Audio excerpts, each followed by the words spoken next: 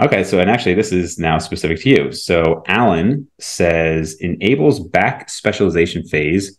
Which of the exercises helped with improving the most? So I assume Good improving your question. back development the most.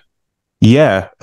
So I would be fairly confident in saying that it was these diagonal pulls and the isolated lower back work and the combo of the two, because it's actually quite easy because those are the ones. So diagonal pulls I've never done prior to that, whereas chin ups roughly at like shoulder width or a bit narrower, wide grip pull ups and pull downs of all kinds.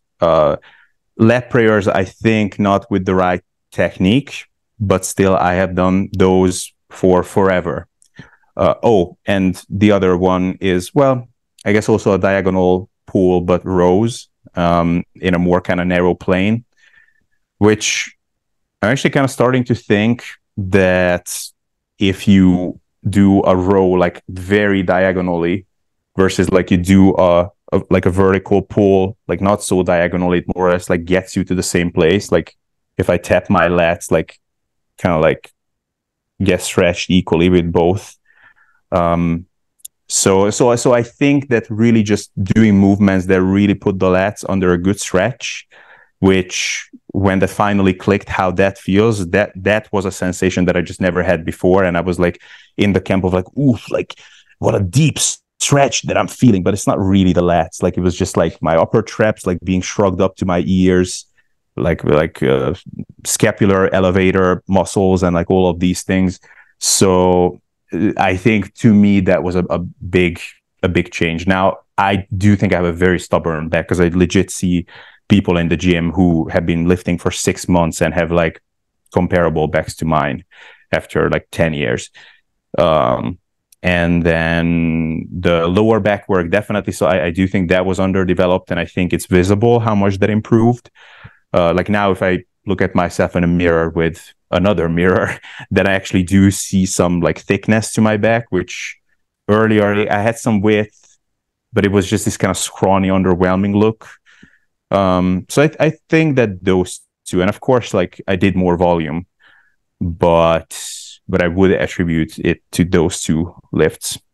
Are you still doing those? I am. I'm trying to be a bit more like time efficient now with my workouts. So I try to do bilateral, like use both of my hands at the same time if I can, and not do too many unilateral stuff because it's just annoying.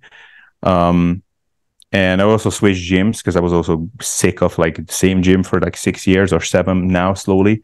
So and on that one, like there's not a very good place to do diagonal like one arm pulls, but I still do back extensions for the lower back. I still do RDLs and good mornings. I do a lot of good mornings in the Smith machine actually, which I really surprisingly good actually. And yeah, That those seems two. so. I've always hated good mornings. I don't think I've ever incorporated them more than a month. But in the Smith machine, it almost seems so. You are essentially just pushing your glutes back, right? Since you can't bend forward. Yep. Yep. So basically what I do is I stand. So if the bar is here, then I will stand back basically as much as I can while I can like obviously still duck under and like put it over my traps, the bar. Now I will unlock it and then I will just push my butt back normally as I would on a free weight good morning. And so like basically at the end, like it will almost be this diagonal angle. Like my thighs will be actually like not straight anymore, but almost like not a 45-degree angle, but like, I don't know, 70-degree angle. And yeah, like, so I think I'm not missing out on that much this way. Now in my case, I do it a lot more so for my lower back than for glutes and hams. So I think I would be standing maybe a bit closer to the bar. But yeah, I expected it to. So I think like deadlifts would not work as well, probably. I mean, I tried it, like logistically, it's just almost impossible to set it up. But I don't know. And the reason I like it more than Romanian deadlifts at this point is because I can just use so much less weight. Like, I don't like to load up all the 300 kilos on the bar with the deadlift. Just kidding. Right. No, it's not that much. But like, yeah, like 150 kilos even, like that is like seriously crushing you afterwards. Like good mornings, I can still work out after that. Yeah, I always find it amazing how variable any sort of hip hinging movements can be depending on form. I mean, obviously, every exercise depends on form a lot, but I remember when I was in high school and like early high school, and I was doing hyperextensions with a 85-pound dumbbell, I want to say. And I remember seeing the owner of the gym, like jack guy, very clearly enhanced, just doing it with 45-pound plate and just being so confused by that. Right. And I'm sure it was very easy for him. But then you and I and Brian were talking about how I added them back in. This was maybe a couple months ago. And the difference between if I just picked up the weight, just get a 100-pound dumbbell and just pick it up, and how easy that could be compared to if I just took a 45-pound plate and held it and positioned it in a certain way and slowly went down, held the pause and went back up. I mean, even just a slow 10 reps was grueling. And I mean, got to the point that was it muscular failure or was it just incredibly uncomfortable? Kind of hard to say, but just how much more difficult it can be made to be. And that is where I have a hard time with the progression of things. I've said in the past, one of the, I don't want to say nice things about looser form, but if there's a level of form that you are allowing yourself to be comfortable with, of that, again, maybe a little bit loose, then every time you do that lift, it's almost easier to gauge the progression versus sometimes when you're so strict, you can make such a lightweight feel like it's to failure. And then just these little bits of just getting back to quote unquote normal form allows you a 20 or 30% increase in performance where it wasn't really an increase. You just went from almost overly strict form to normal form. Does that make sense? Yeah, definitely. And I think we talked about it, but like if you become like very, very mind muscle connection focused and you do these slower reps, like I think you become so like tuned in with every sensation that you have in the muscles that you almost induce a failure point earlier. So obviously like slower reps are harder, but also like I do notice it that when I'm like, okay, and like now my bicep is contracting and like, ooh, like, and I'm pausing, like basically like by the time fatigue like seriously start kicking in, I like I was already like so dialed into every bit of discomfort or burning or whatever was happening in the muscle that real fatigue then hits like a hammer and it's like oh wow, that's it. Whereas like if I was like a bit more performance focused, then it will be like okay, it's heavy now, how can I overcome that? Like my I would be just like set up mentally completely differently. So I think that can have like a bit of an inherent performance like compromising effect. So I don't like this. Well, if you're on the juice, then anything works. Like I don't like that sort of thing that a lot of people preach on YouTube. But I will say that like maybe if that jacked guy wasn't enhanced, then the 45 plate wouldn't have done it for him. Yeah, and that's always a fine balance. I just saw Alex Leonidas had a collab with Mike Isertel and Jared Feather. And I liked the video. I thought it was a good video. It was kind of cool to see them meet up. But they went through exercises that Alex was comfortable with. So bench press and dips and all this. And they talked about the emphasis on these muscle groups, and they kind of made a much, much lighter weight feel heavy for him. And I think the idea was, hey, here's this guy who was doing all these like powerlifting movements and he was really strong. But if you do it like a bodybuilder, then it's really going to emphasize the muscle. And it's like, well, that's great. And of course, anybody could take those lifts and make them much harder by emphasizing certain things and whatnot. But that doesn't just inherently prove to me that if he were then to do that, he would gain new muscle. And that now that he's got this bodybuilding focus, I mean, you still ultimately, and I'm sure, like Mike, I know 100% thinks progressive overload is important and focuses on progression over time.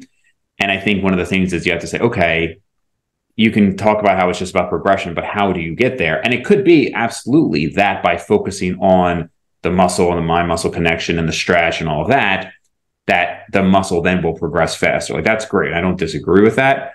I'm more just saying that just because you can take an exercise and make it so hard doesn't mean that that's now inherently better for hypertrophy. And obviously, Alex has gotten a great level of development with what he's been doing.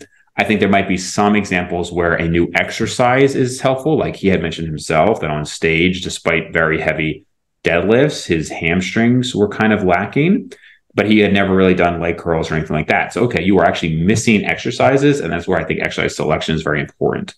But again, I just think you can overemphasize the form a little bit. Yeah. I agree with that completely. Cool. So this actually kind of ties in with that a little bit. So he said, do you guys track your lifts these days? So I assume, so you're tracking your performance on the lifts. Yeah. I don't do it as much as I should, but I will do it again now. In fact, I already started doing it more diligently, but I did go through a long phase where it was getting to the point where like making further strength gains was difficult already in a surplus. And then when I was cutting, and then like the cut was already going on for like 2 months plus, then, on the same lifts, it was just not going to happen. And honestly, that's the worst. Like when basically lifting with these exercises, just like completely, you lose purpose with it. Like you either do it to just get a good pump or something, or to burn calories, but like there is nothing that you're trying to accomplish, because there is nothing that you can accomplish. I mean, in some cases, I literally maxed out a lot of the machines in the gym. Like these are not super great advanced bodybuilding design machines, but like it was so purposeless that there was just no point. So I would just open up my tracker, and I would just like pull up the exercise. It automatically shows my performance from the last session, and I would just like click save and then update for 3 sets, and it would just log the 3 sets with. I didn't even look at the number, because I knew that it will be what it was last session or something around that, but like there will be no PR, because like I literally maxed out, and like, but it's still heavy enough that I won't go from 10 reps to 11 or something, because 10 is already like crazy. I don't even get that on most sessions. It was honestly like it really gradually just decreased my motivation for training. And that's actually one of the reasons I switched gyms. Like at least like here there are new machines, and like, okay, like there's this rowing machine. Like it will be a while until I max this one out, if ever. So like now I'm tracking it more, and I would recommend really to anyone, like if you ever catch yourself in a position where your training sessions have just no purpose behind it, then do so, then fake that purpose with something, pick new exercises or something. But I do think that tracking is important, just like taking measurements is and everything. Yeah, I think tracking is very important. I mean, nobody here is going to be surprised to know that I keep records of everything. And I just think it is so common for people to actually believe that they're making progress when they're not.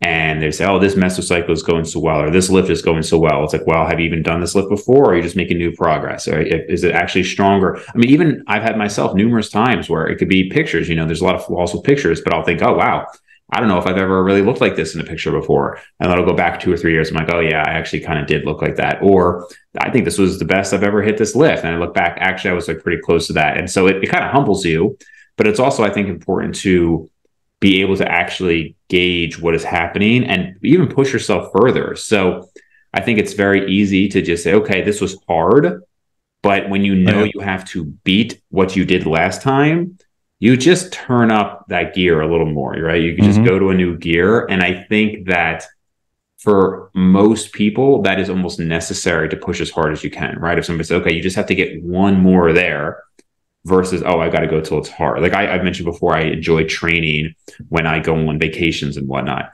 I'm almost sure that even though it feels like I'm training hard, I'm probably not hitting the same level of intensity because I'm at a new gym, new exercises. I'm kind of having fun versus I'm really trying to beat what I did before, which does, again, going back to what I said before, make it kind of mentally draining, right? Like there is this kind of, when you go to a new exercise or I reset form, I enjoy it more because I'm like, okay, there's less on me to have to beat this. But I think that mentality of having to beat it is often helpful for somebody to learn how to progress over time. Yeah. Yeah. And like, just maybe, I guess I took it for granted that like people listen to what I'm saying in context of being an advanced lifter and like this being something I can even come to an acceptance with at times, that I'm just not progressing because I have been training for 10 years now, I think. But yeah, like for most people, like it's really, that is the number one thing that's they should not skip around their training, like outside of the gym, besides eating, of course. So like, yeah, like not tracking for beginners and intermediates is definitely like just a surefire way of ending up wheel spinning a lot of the times. Yeah, this is interesting. Underrated or unusual things, and sorry, I should say the name here. Valenquar lifts. Underrated or unusual things you found to be beneficial toward your bodybuilding goals. That is an interesting one. Do you have any thoughts like right away? Or? Right off the top of my head, yeah. I think that's a really great question. I think it kind of needs like a little bit of thought, question. Right? So I could just kind of give that's like a good video answer, topic. Yeah. Good question here.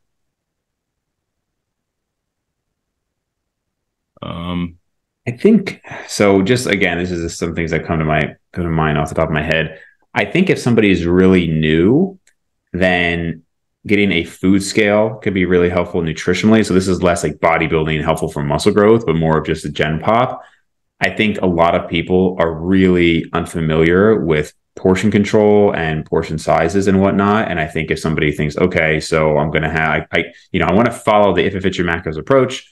And so I can actually have a little bit of ice cream, and then they measure like a serving size, half a cup of ice cream. It's like, oh, this is like 4 bites, right? Or peanut butter is a big one, right? Like, oh, a tablespoon of peanut butter doesn't actually mean you're filling up a whole spoonful of peanut butter, things like that. So this it's kind of like a silly one, but I think probably a lot of us take for granted at this point that we can measure or estimate portion sizes so well. So something like that I think would help nutritionally. I have mentioned before, I really like the tape measure in terms of another tool to help people gauge progress.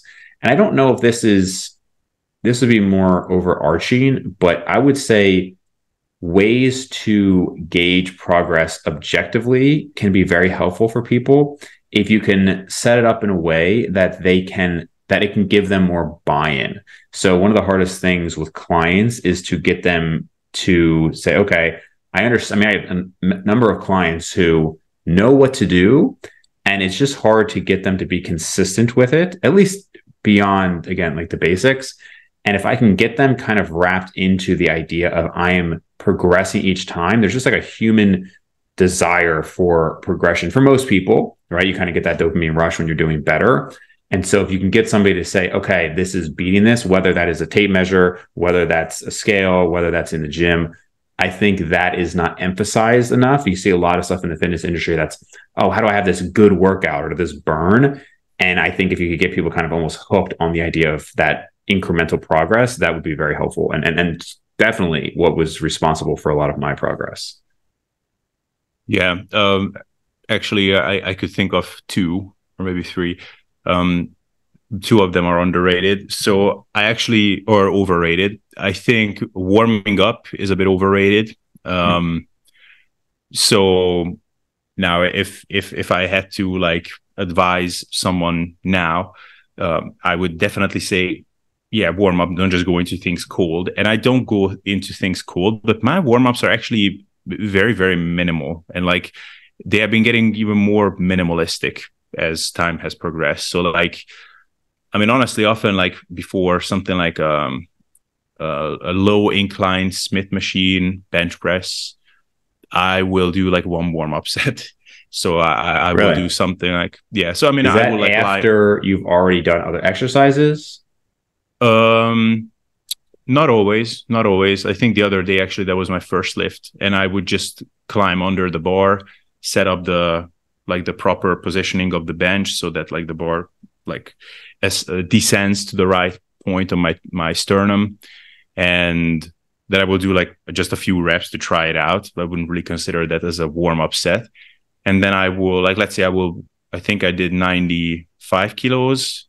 That was my working weight. So I did a set with like 60 kilos, I think, like 1 or 2 reps. Okay. And then I think I went to 95. Like maybe I did like a single rep first with that, and then rested like 30 seconds or something just to get like used to how that feels. Before like Romanian deadlifts and things like that, I will warm up more for sure. And before squats, but actually the squats, like Smith machine squats, and I go like really deep. Honestly, often like I will barely warm up before those as well. I will just like Really? maybe go down like once or twice to just see if I have the depth. But if I do, I will just jump into it. And What time do you work out? I work out like 3-4 p.m. Okay. I'm just thinking because I work out in the morning and I'll get up, it's maybe 6 a.m. and I'll start by 7 a.m. and I'll be doing some pull-ups and I will do 4 warm-up sets typically before I will do my first work set. Same thing, like leg curls. Like there's just no way I'm going into a deep stretch leg curl first thing in the morning when I wake up. And then with like the pull-ups, there's just no way I'm getting this like big stretch in my lats and then hoisting up 50 to 100 pounds without numerous warm-up sets. That is a big caveat indeed. So I think that in the morning I would need more warming up for sure. I would probably even do some like treadmill, like moderate pace walking at least to get my body temperature up a bit. For sure. And then actually another thing is so I think that tracking down all 3 macros separately, I think that's overrated. It's fine to do, and I'm sure there are some benefits, like consistency is just so good. Nutrition, like in terms of, or when it comes to nutrition in all fronts, like when you eat your meals, how much you're eating, like all of, like the more consistent you are, the better. So I'm sure there are some benefits.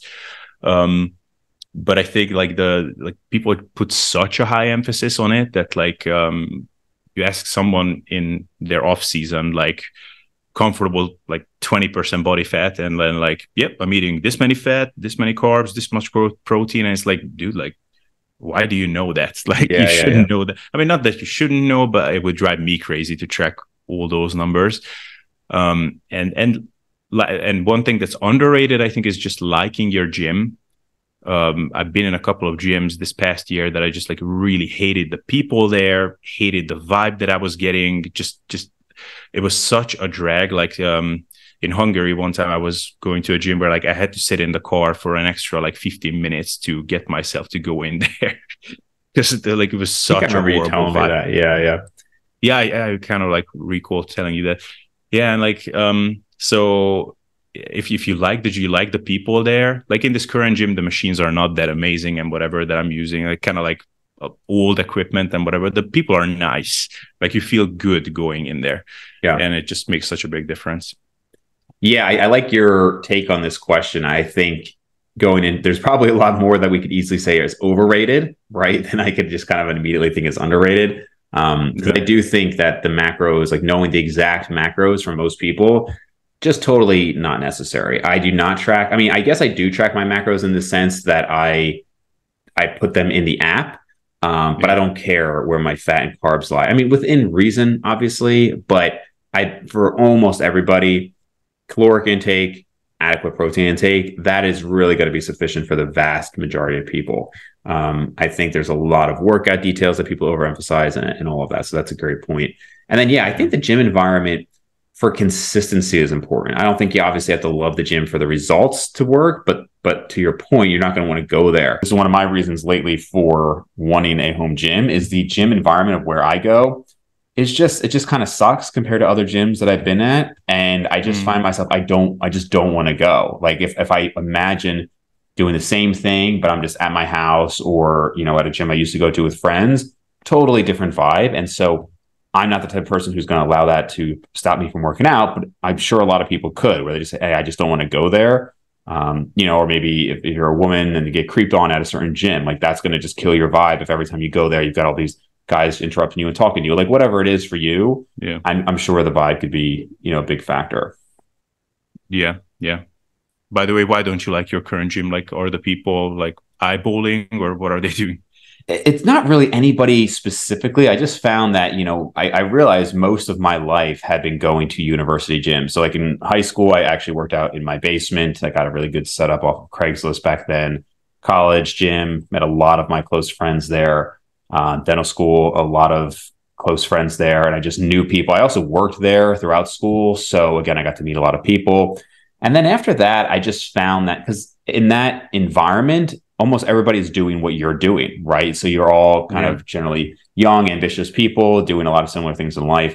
And then I found when I was just going to general gyms, I would try to like talk to some people and I would find some interesting people. But a lot of people just, sometimes people would come up to me and then they would be kind of rude about something, you know, like not wanting to work in or vice versa.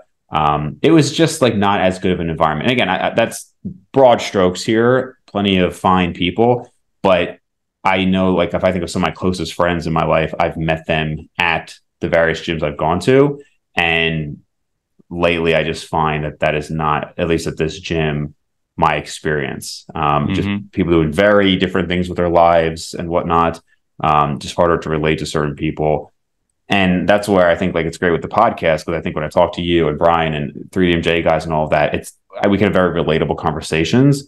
And a lot of the people at the gym are just like, okay, this is clearly not somebody who I'm just going to be keeping up with, other than like a friendly, like, hey, you know. Also, I've seen a number of patients at my gym now. I mean, probably, I don't know, less than a dozen, but still like quite a number of patients. So some people will come up and talk to me there, and it's just kind of harder to focus, you know. Oh yeah, that's the other thing. Like these people that like, so you kind of know them from the gym at this point, but you don't really know them. Like you don't really have anything to talk about. But like there's this obligatory small talk in the beginning, and like, you know, those people where like even the small talk just never wants to happen. Like your heart sinks when you see them because like, oh man, like people will be so awkward again. Like how do I end the conversation and everything? So I have some of that as well. Yeah, right. All right, so Vahanen says or asks thoughts on Clomid as an alternative for injectable testosterone for somebody with low both test and LH. I think that's yours. Okay, so for people who don't know what Clomid is, clomiphene, that is a SERM, so a selective estrogen receptor modulator. Basically, the idea is that by blocking the estrogen receptors, you are going to then result in that is going to result in an increase in basically overall testosterone production, right? So your body's going to think, hey, estrogen is really low, and it's going to ramp up testosterone production as a function of that. So this is actually, it's funny that he mentioned that, because I just heard Peter Attia and Derek from More Plates, More Dates kind of talk poorly on this guy, Maximus Tribe. And I was like, why does that sound familiar? And I look back, and this guy he follows me, and he follows Derek, and he follows Attia. And he has created this Maximus Tribe thing it basically looks like he's just prescribing Clomid to people. And, you know, they're promoting it like, oh, it's this simple thing. And this way you don't have to inject testosterone and you're not shutting down your testicles and all of that. And Attia has talked about why he does not like Clomid for this purpose. If you want to check out one of his podcasts, I think actually just listening to the podcast that he and Derek did would be good.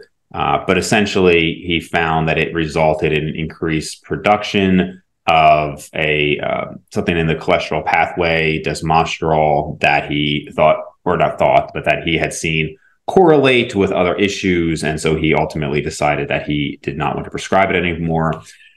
There's another isomer of clomiphene, N-clomiphene. So there's zuclomiphene and N-clomiphene. And in theory, N-clomiphene is supposed to have a better side effect profile, and who knows, what's going to happen there.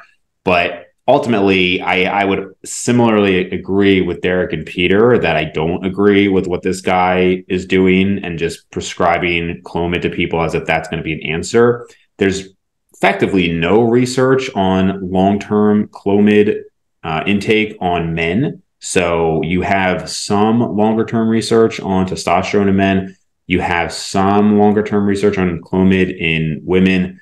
But for the most part, there's just really not a lot of research on men. So to just say, okay, we're just going to prescribe it. I'll add one more thing here. So if you're taking testosterone, you're shutting down both your LH and FSH production at the pituitary, as well as your testosterone production and generally sperm production at the testicles, right? So you've got the Leydig cells that are stimulated mostly by LH and the Sertoli cells mostly stimulated by FSH in the testicles. So if you're taking testosterone, you're suppressing all of that.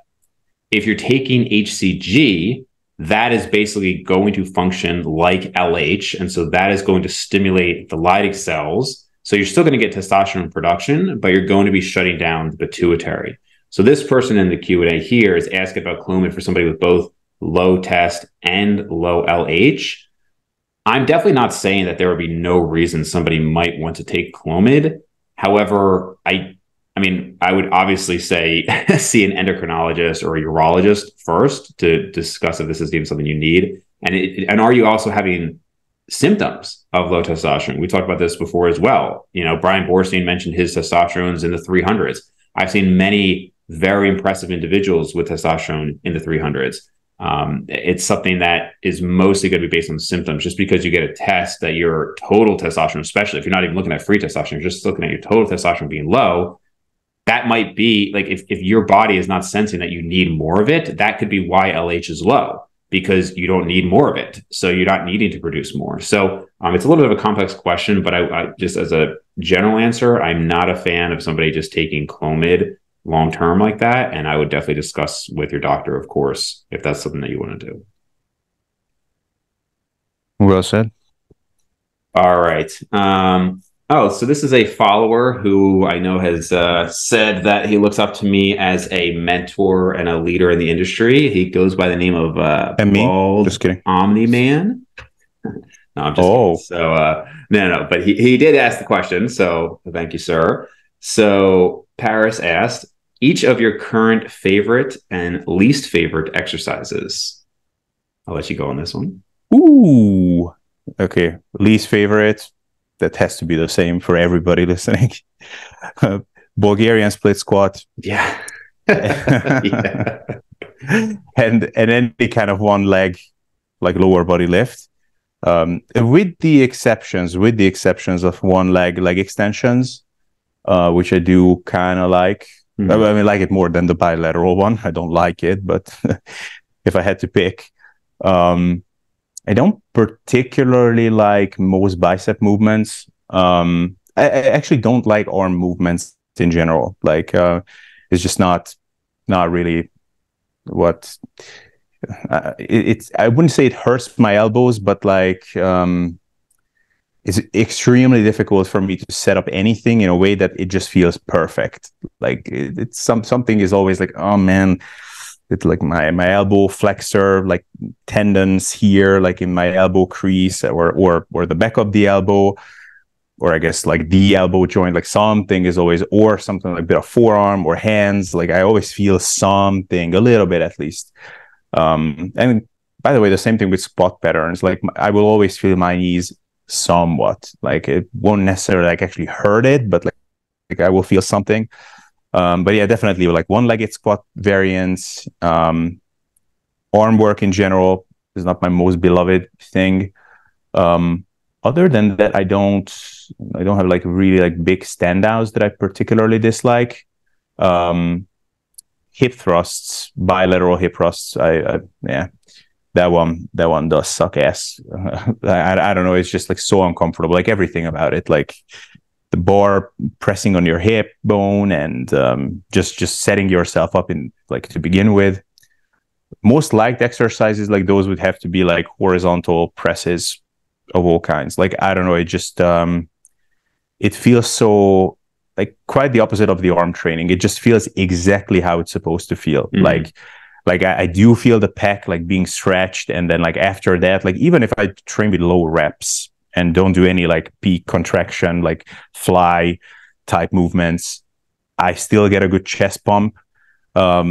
And I have a pretty okay, like my chest might be my best like upper body muscle. Yeah. And like here, if I train in my little home setup and I do some chest movement and then take the shirt off, or it was off already, and I look in the mirror, it's like, damn, like right there, like good chest pump. So immediate reinforcement that like this thing worked, what you just did. Yeah. so that would be most liked for me. Nice. Yeah, so overall, I would probably have to agree with you. I think Bulgarian split squats might be my least favorite exercise of all time. Although I mentioned also I hate good mornings, because at least Bulgarian split squats do feel like I feel that really burned, where I'm trying to make it work. Although I also dislike them. Not only do they suck to do, but they're also hard to gauge progression, because how much does that back foot play into the actual lift, and then the front foot, where are you placing it? It's very hard to standardize it week to week. Good mornings, I think, are easier to standardize, but I just hate the lift. I don't feel it where I'm supposed to feel it. So yeah, I would say both of those are in the running for my least favorite. As far as but I guess if we're saying currently, I mean, I try not to do exercises that I hate too much, but I need to find a good tricep replacement, because I was getting to the point, like I said, I was doing like the overhead, and it was just like your shoulders are burning so much and you're going back and forth. There's no actual rest. So now that I'm getting a home gym set up, I got to figure out something for that. Favorite exercise currently, I'm really liking the incline chest supported dumbbell rows, and I'm liking close grip push-ups that I do at the end of the workout. And I think both of those speak to, they are exercises that feel good, like you're kind of locked into this position and the movement just feels nice and smooth. It's like a very, even like a similar movement, right? I mean, in reality, like you're either pulling this way or you're pushing this way, but just that movement feels good. And then also the progression has been good. And going back to the psychology and the progressive overload aspect of this endeavor, it feels good to make progress at something. And as we were talking, I'm looking up here. So I added close grip push-ups to the end of my workout when I started to go on this bulk. And so I wanted to do a little bit more volume. And I started on May 9th. And I made a post about this, how it's amazing how much progress you can make without necessarily gaining a ton of muscle, because you're getting used to it.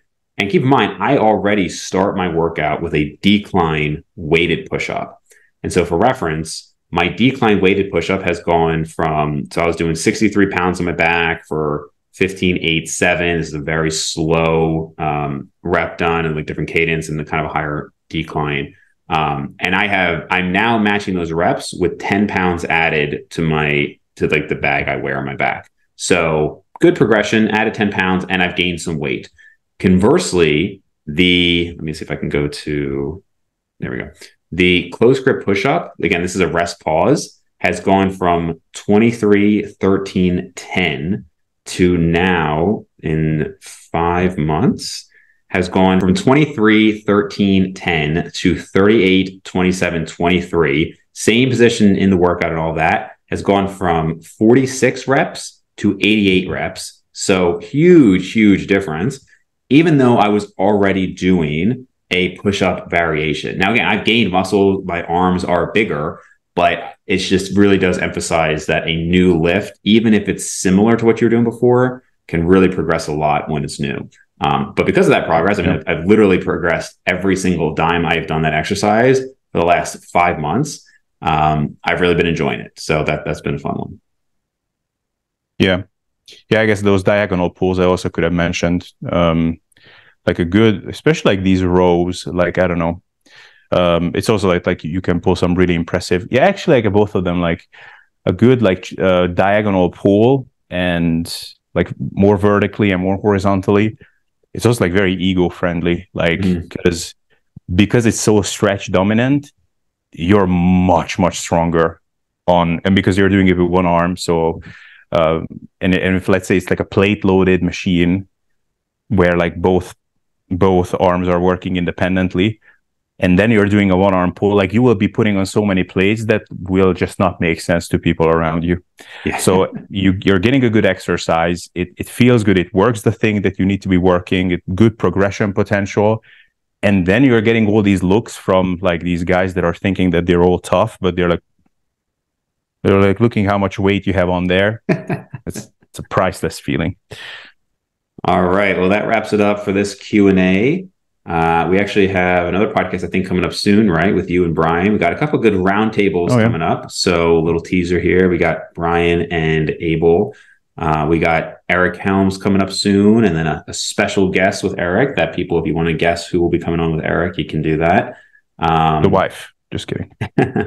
So, but for now, where can we, well, actually, I was going to say, where can we find more of you, Abel? But this will be probably part 2 on your channel, right? So we can say it anyway. Where can we find you, Abel? Abel can be found on what is it? SSD Abel on YouTube, and I have a website, ssdable.com, and an Instagram, Abel Fit Stuff, and that's it. What about you, Dave? Where can we find you? BrainsandGainsPodcast.com, Brains and Gains YouTube channel, and Dave _ Maconi on Instagram. Sounds good.